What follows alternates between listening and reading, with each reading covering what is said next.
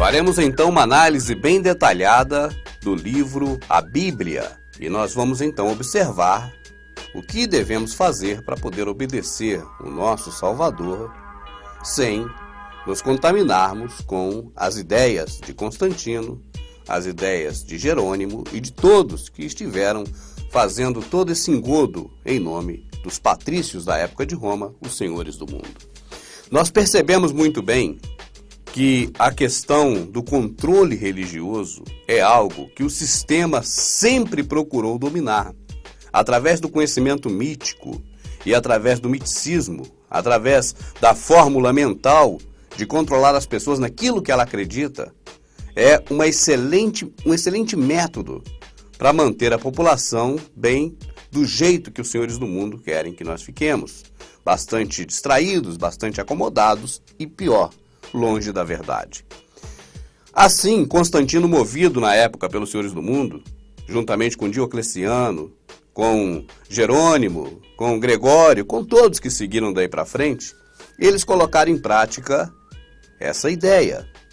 A ideia de controlar o pensamento de quem quer se chegar ao verdadeiro Criador, ao Messias, e aí manipulá-lo.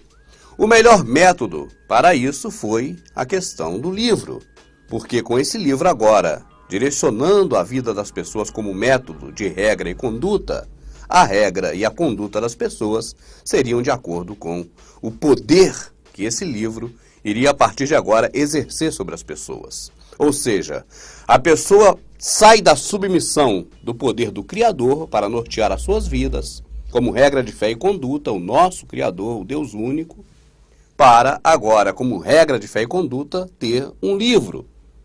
Mas ninguém conseguiu perceber na época que estava sendo feita essa manipulação, até porque aquelas pessoas eram pagas para ser cristãs e tinham bastante vantagens para isso.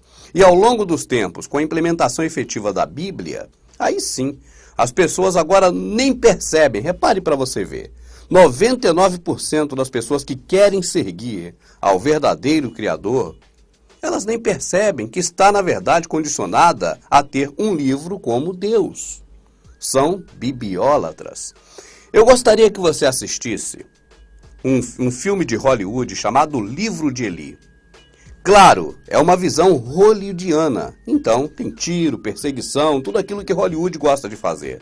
Mas a história do filme, a narrativa, é exatamente isso que ocorreu e que nós estamos contando aqui neste DVD. Ele conta exatamente isso sobre o livro A Bíblia. E uma parte muito interessante é logo no final do filme, quando o próprio homem, que é o mocinho da história, ele abre a visão e nos fala a frase mais bonita de todo o filme e a mais verdadeira. All the years I've been carrying it and reading it every day. I got so caught up with keeping it safe, I forgot to live by what I learned from it. Yeah, what's that? Just to do for others more than you do for yourself. Então, se você puder assistir o Livro de Eli, só tenha em mente o seguinte: tudo aquilo que corre no filme, o romance, ou seja, a história do filme, é fantasiosa, é hollywoodiana, é no estilo de Hollywood. Mas a essência do filme, a mensagem do filme é exatamente o que ocorreu com o livro, a Bíblia. É o poder que esse livro ganhou através desses métodos que nós vamos começar a expor agora, para poder condicionar todo mundo e afastar cada vez mais a pessoa da verdadeira visão. Vamos começando então com o Pergunta e Você Responde. Pergunta número 1A. A escritura iniciada por Moisés e pelos profetas era dividida em capítulos e versículos? É óbvio, a resposta é não. Pergunta número 1B. As obras do Criador são todas elas perfeitas? Claro que sim. Pergunta número 1C. Por que então o Criador não dividiu as Escrituras em capítulos e versículos? Você mesmo responde por aí. Agora, na Bíblia, nós temos essa divisão em capítulos e versículos. Ora, se o Criador que fez a sua obra perfeita viu que não precisava ou deveria dividir em capítulo e versículos, por que os padres católicos resolveram fazer essa divisão? Será que se julgam mais sábios do que o Criador? Ou julgam que a obra do Criador não foi perfeita para que eles próprios dividissem? Essa é a pergunta número 1 apenas. Pergunta número 2A. A escritura iniciada pelo Moisés, escrita pelos profetas, pelos homens de Deus em geral, continham epígrafe? Pergunta número 2B. As obras do Criador são perfeitas? Pergunta número 2C. Se as obras do Criador são todas perfeitas, por que ele não incluiu a epígrafe na Escritura Sagrada? Na Bíblia nós temos epígrafe. Nós vamos ver ainda hoje para que servem capítulos e versículos e para que servem realmente a epígrafe no livro Bíblia. Pergunta número 3. A nova aliança, a aliança comprada com o sangue do perfeito, do justo, do imaculado, do nosso Salvador, ela teve início no seu nascimento ou na sua morte? Essa é a pergunta número 3. Me responda, por favor. Vou repetir enquanto isso. A nova aliança, a aliança do sangue do nosso Salvador, a aliança atual, a aliança da graça do Filho de Deus, ela teve início no dia que ele nasceu ou no dia da sua morte?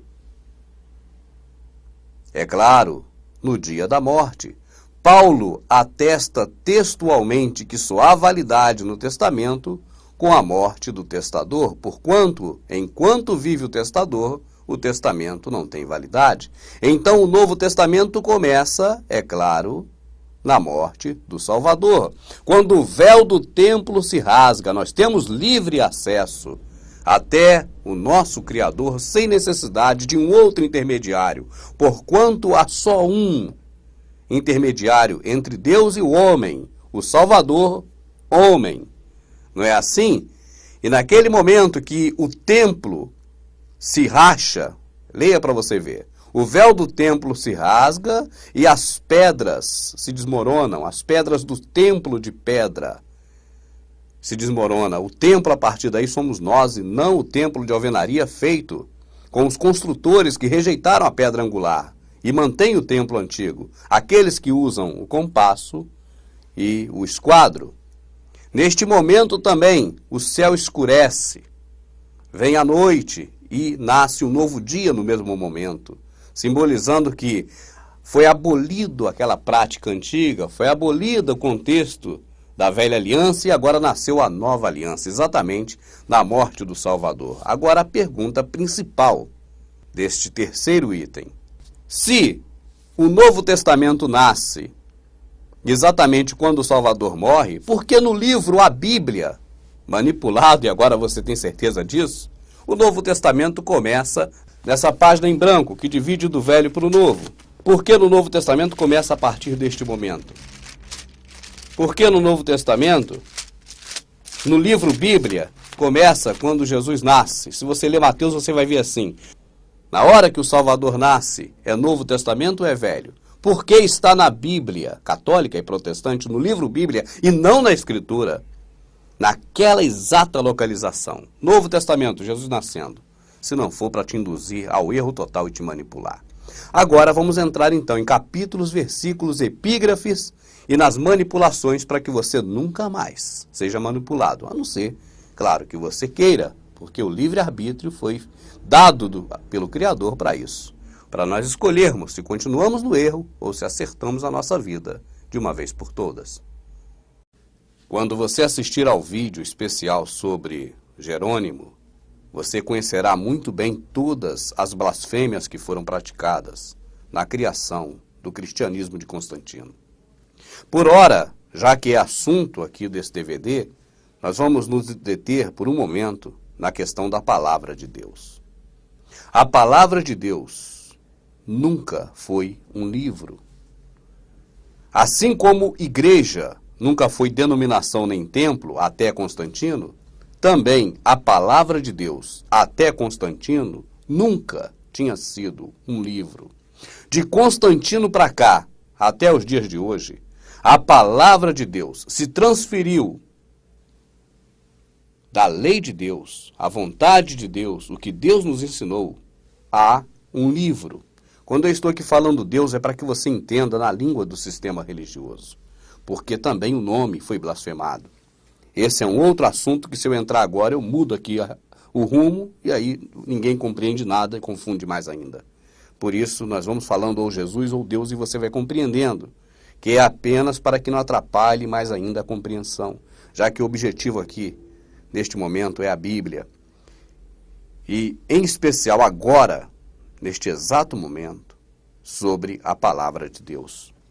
Eu não vou dar versículos nem capítulos bíblicos, porque esse é o erro ao qual os senhores do mundo, através da religião, nos acostumou.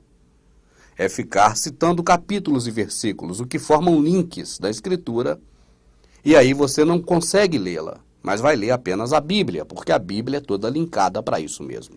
Mas eu vou ler algumas passagens e direi os livros que estão.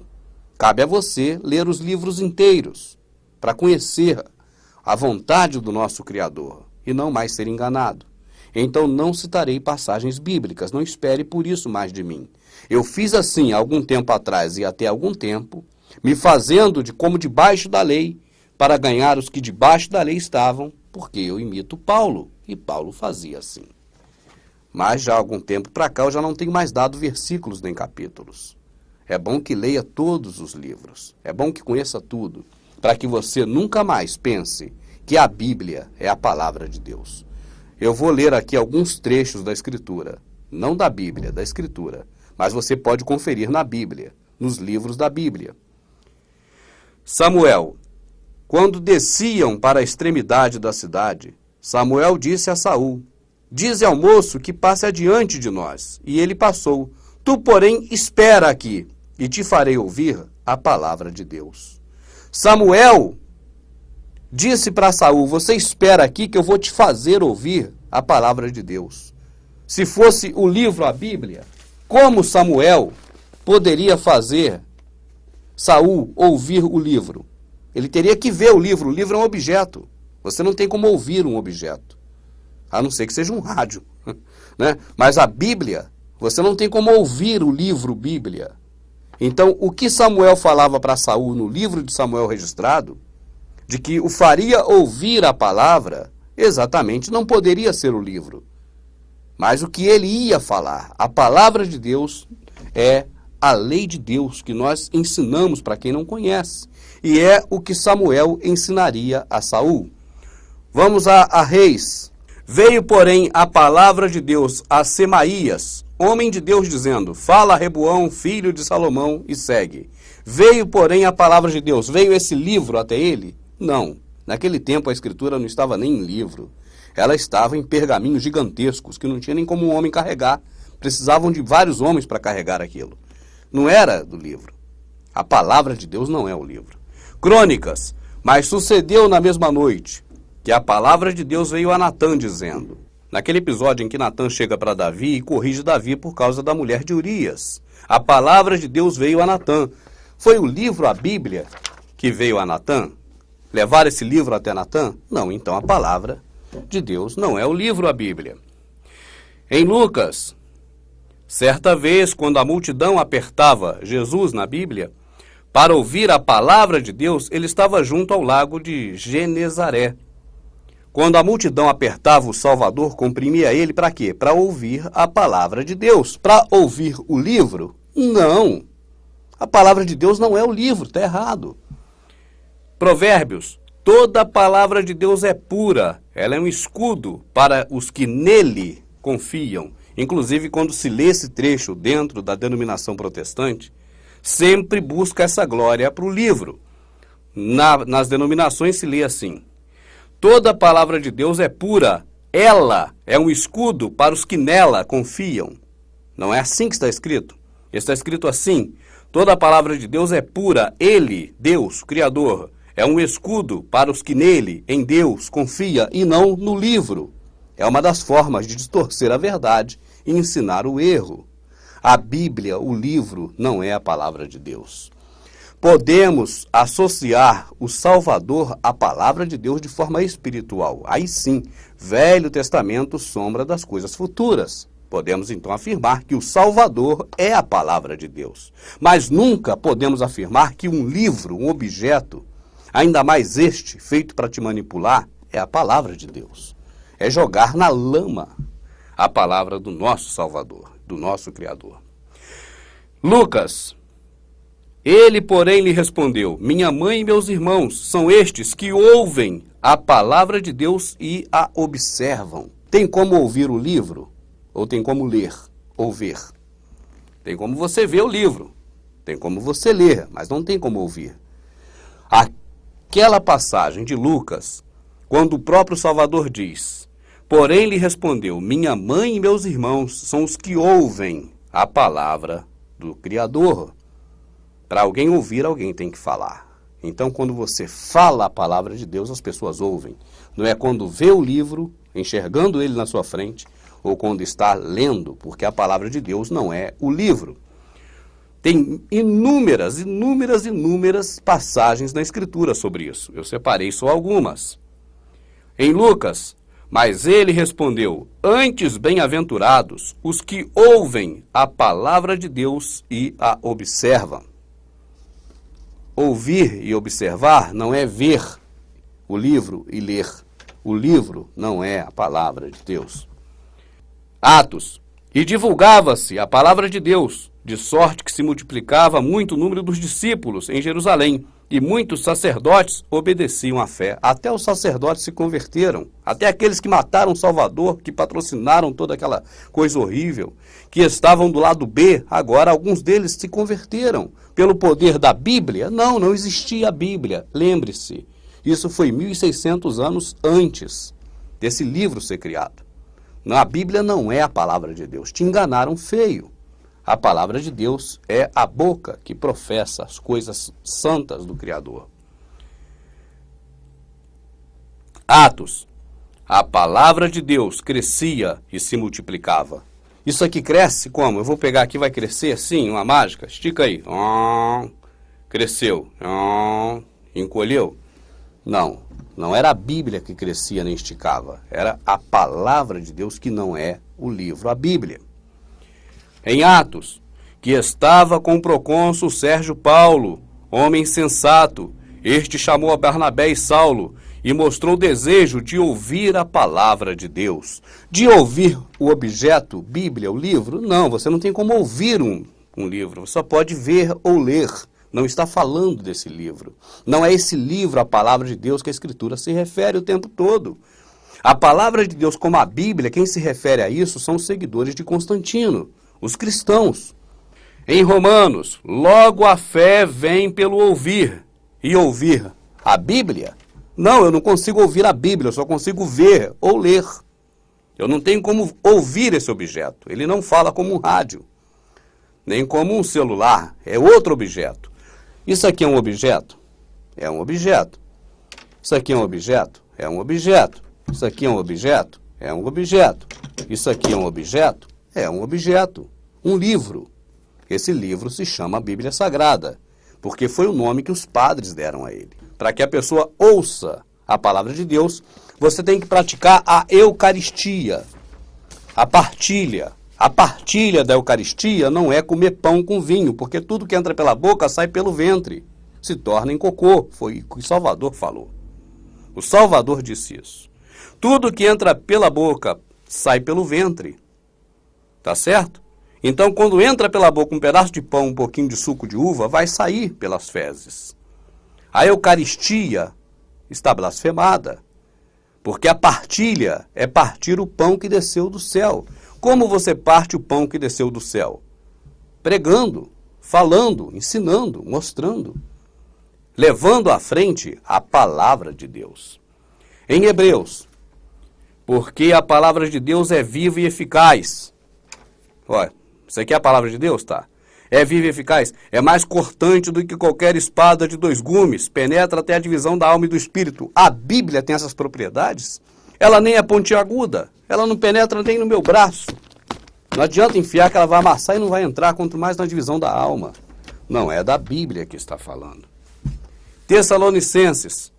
Por isso nós também, sem cessar, damos graças ao Criador, porquanto vós, havendo recebido a palavra dele, a palavra de Deus, a palavra do Criador, que de nós ouvistes e recebestes, não como palavra de homens, mas segundo ela é, na verdade, como palavra de Deus, a qual opera em vós que credes.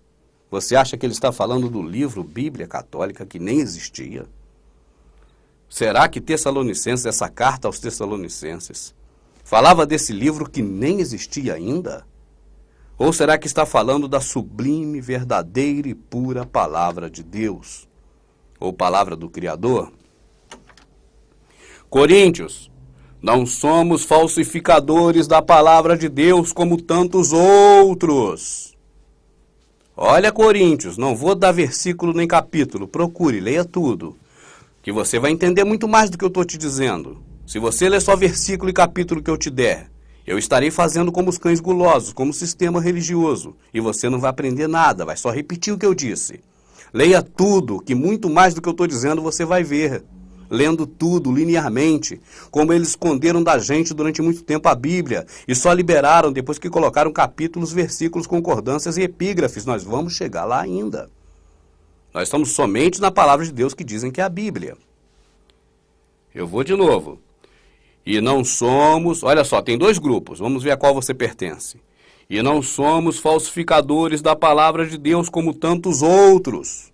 Grupo A, não são falsificadores da palavra de Deus. Grupo B, tantos outros que falsificaram. Você pertence a qual grupo? E não somos falsificadores da palavra de Deus como tantos outros, mas é com sinceridade. E da parte do Criador, e na presença do próprio Criador, que em Cristo nós falamos a palavra do Criador e não lemos ou vemos no objeto livro Bíblia. Quer que eu leia de novo? Eu posso ler de novo, você pode repetir quantas vezes quiser esse trecho do nosso vídeo. Não somos falsificadores da palavra de Deus como tantos outros. O que é falsificar? É pegar o original e agora deixar de lado e colocar um falso no lugar dele. Isso é que é falsificar. Quando se falsifica um tênis, vamos dizer, da marca Adidas, nem sei qual marca é de sucesso hoje, mas pega-se um tênis que não é Adidas, coloca a marca de Adidas e a partir de agora esse tênis vai ser vendido como Adidas. Quando se falsifica a palavra de Deus, pega-se um objeto que não é a palavra de Deus, é um objeto, é um livro feito pelos padres. E agora acredita esse livro de ser a palavra de Deus. Não somos falsificadores da palavra de Deus. Aqui está Cristo, porque foi Jerônimo que colocou, você já sabe disso. Pelo contrário, rejeitamos as coisas ocultas, que são vergonhosas, não andando com astúcia nem adulterando a palavra de Deus, mas pela manifestação da verdade, nós nos recomendamos à consciência de todos os homens diante de Deus, o Criador. Está em Coríntios, quer que eu repita? Eu vou repetir. Não somos falsificadores da palavra de Deus, como tantos outros, mas é com sinceridade e da parte de Deus, na presença do próprio Criador, que no Salvador falamos. Pelo contrário, nós rejeitamos as coisas ocultas. Não podem existir verdades ocultas, ela tem que estar aberta. E as mentiras têm que ser exterminadas. Esse é o propósito do Verdade Oculta desde o primeiro dia. Pelo contrário, rejeitamos as coisas ocultas que são vergonhosas. A história verdadeira é vergonhosa. A história que nos contaram é mentirosa. Lembra-se disso?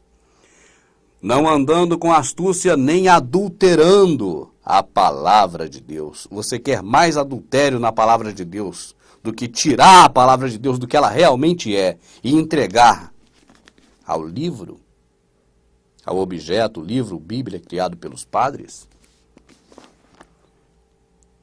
Pelo contrário, rejeitamos as coisas ocultas que são vergonhosas, não andando com astúcia, nem adulterando a palavra de Deus, mas pela manifestação da verdade, nós recomendamos a consciência de todos os homens diante do Criador. Efésios, tomai também o capacete da salvação, a espada do Espírito, que é a palavra de Deus. A espada do Espírito, que é o livro Bíblia. A espada do Espírito, que é o livro manipulado feito pelos papas, para nos induzir ao erro? Não. Não é dessa que a carta a Efésios fala. E para fechar, o pior, Apocalipse. Quando abriu o 5º selo, vi debaixo do altar, as almas dos que tinham sido mortos por causa da palavra de Deus e por causa do testemunho que deram. Quando abriu o 5º selo, eu vi debaixo do altar. Qual é nosso altar? Pois temos um altar do qual não é digno de participar aqueles que servem ao tabernáculo. Porque temos o Salvador, do qual não é digno de servir aqueles que servem a Moisés, a lei de Moisés, ao Velho Testamento. Quem é que está debaixo desse altar do Salvador? O verdadeiro altar? As almas dos que tinham sido mortos por causa da Bíblia? Será que é por causa da Bíblia? Se você morrer por causa da Bíblia, amado, certamente você não estará em Apocalipse debaixo desse altar. Não. Sido mortos por causa da palavra de Deus e por causa do testemunho que deram. Quando você fala da palavra de Deus, você está testemunhando dela. Quando você fala da Bíblia, você está testemunhando da Bíblia. Nenhum apóstolo, discípulo do Salvador, pregou o Evangelho usando este livro debaixo do braço. Nenhum deles, porque esse livro ainda não tinha sido escrito. A palavra do nosso Salvador, a palavra do nosso Criador não é o livro, definitivamente. Leia com mais atenção, pare de correr atrás de capítulos e versículos, porque aí ninguém te engana mais. Capítulos, versículos, epígrafes, transliteração e tradução é o nosso próximo assunto.